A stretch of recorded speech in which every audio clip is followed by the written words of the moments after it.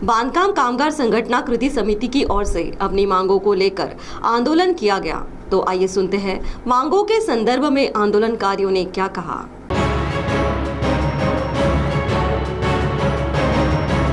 चंद्रपुर जिला अंतर्गत गृह उपयोगी वस्तु संचय वितरण शुरू मामले की जांच कर कार्रवाई की जाए और वस्तुओं के वितरण से होने वाले कामगारों को वित्तीय और जीवित हानि से सुरक्षा प्रदान करने के लिए जिले के तालुका स्तर पर वस्तुओं का वितरण किया जाए। इसी के साथ अन्य मांगों की पूर्तता करने के संबंध में बांधकाम कामगार संगठना कृति समिति जिला चंद्रपुर की ओर से जिलाधिकारी कार्यालय के सामने धरना आंदोलन किया गया। इस दौरान आंदोलनकर्ता बड़ी संख्या में उपस्थित थे।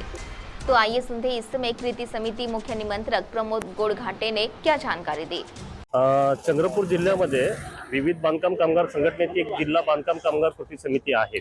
त्या कृती समितीच्या माध्यमातून मागे 20 तारखेला आम्ही एक निवेदन सादर केलं होतं सहाय्यक कामगार आयुक्ताला। त्यांना सांगितलं की पॉलिटिकल प्रेशरमध्ये गेल्या 2 वर्षांपासून बांधकाम कामगारांना पेटी किंवा भांडे वाटप झालेली नाहीत, तर तुम्ही त्वरित करा, कारण पूर्ण महाराष्ट्रामध्ये सर्वांना भांडे आणि पेटी दिल्या जात होतं। फक्त चंद्रपूर जिल्हा पॉलिटिकल कारणास्तव थांबवून ठेवलेला होता। तर त्यामुळे आपण म्हटलं की आता ते सर्व निवडणुकीचा भाग संपलेला आहे, आता तुमच्या हातात सर्व काय तुम्ही चालू करा। आणि चालू केलं। चालू केल्यानंतर 2 दिवस जात नाही, 3 दिवस जात नाही, वाटप झालं, पण गर्दी इतकी उसळली की त्या कॉन्ट्रॅक्टरला ते सहज करणं शक्य झालं नाही। कारण का, एक तर ते जे भांडे वाटप होतं ते अशा निर्जन ठिकाणी आहेत की तिथे महिलांना जाण्या येण्यासाठी वाहतुकीचं साधन नाही। 3 दिवस महिला तिथे तात्काळ उभे राहतात, ते काही फायद्याचं नाही। दुसरीकडे मोठ्या प्रमाणात गर्दी झाल्यानं तिथे चेंगराचेंगरी किंवा श्वासोश्वासाने गुदमरून मरण्याची स्थिती निर्माण झाली। एका गुगसवाल्या महिलेचा तर ऍक्सिडेंट झाला। ही स्थिती नागपूरमध्ये 2 लोक मरण पावले, गडचिरोलीमध्ये 1, भंडाऱ्यामध्ये 1, बल्लारशामध्ये जीव जाता जाता वाचली महिला आणि इकडे ऍक्सिडेंट झाला।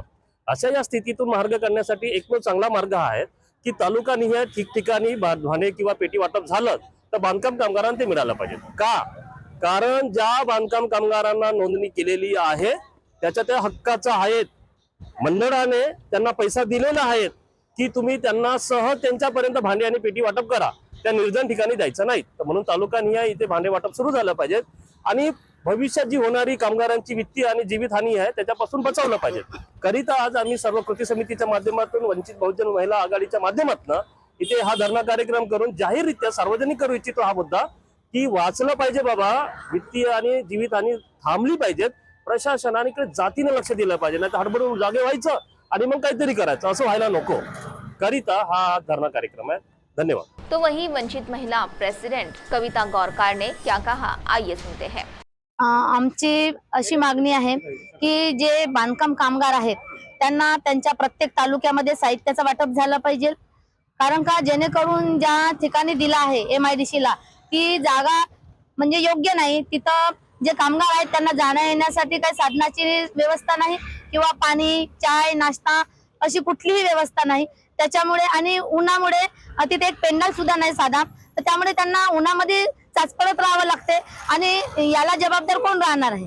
कारण का, जे मजूर वर्ग सकाळी 5 वाजता, 1 वाजता, 2 वाजतापासून तिथं येऊन लाईन मध्ये उभे आहेत, तरी पण त्यांना कुठलीही व्यवस्था नाही। त्याच्यामुळे प्रत्येक तालुक्यामध्ये त्या पेटी आणि भांड्याच्या किटचं वाटप झालं पाहिजे आणि जे नगरपालिका आहे, महानगरपालिका आणि ग्रामपंचायत आहे तिथे जे संबंधित अधिकाऱ्यांना 90 दिवसाचं जे नाका प्रमाणपत्र आहे त्याच्यावरती कुठल्याही अटी शर्यती न लागता त्यांच्यावर स्वाक्षरी केली पाहिजे। कारण का, या शासनानं काढलेल्या योजना आहे त्याच्यामुळे शासनाच्याच लोकांनी त्यांना वारंवार मजूर वर्गांना आमच्याकडे नाही आहे, आमच्या अंडरमध्ये नाही आहे, आम्हाला कोर्टाचा आदेश नाही, असं काहीतरी खोटं नाटक बोलून त्यांना वारंवार घरी वापस पाठवले जाते आणि त्यांचं रिन्युअल आहे, नवीन नोंदणी त्या थांबले आहे। म्हणून आमची अशी शासनाला मागणी आहे की तुम्हीच काढलेल्या ज्या योजना आहे त्यात जर तुमचेच जर अधिकारी या पद्धतीचे वागत असते तर सामान्य जे मजूर वर्ग आहे त्यांनी काय करायला पाहिजे? तुमच्या ज्याने जमत असेल तर या योजनेचा लाभ द्या, अन्यथा त्या बंद पाडा। कारण शासनाकडे कोणीही या बांधकाम कामगारांनी मागणी केली नव्हती की आम्हाला पेटीच पाहिजे की आम्हाला भांडेच पाहिजे का,